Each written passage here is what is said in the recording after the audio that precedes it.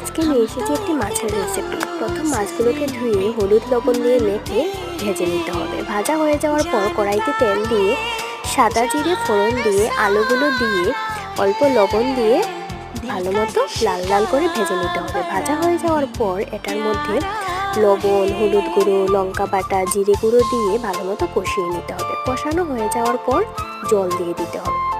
জলটা দেওয়ার পর একে একে মাছগুলো দিয়ে দিতে হবে।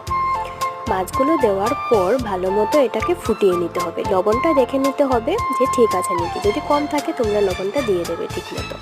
যখন ফুটে উঠবে তখন ধনেপাতা দিয়ে নামিয়ে নিলেই তৈরি কাংলা মাছের একটা রেসিপি। এই মাছটা অনেক স্বাস্থ্যকর একটা খাবার, তো তোমরা এটা বাড়িতে বানিয়ে খেতে পারো। কেমন লাগলো সবাই বলবে কিন্তু।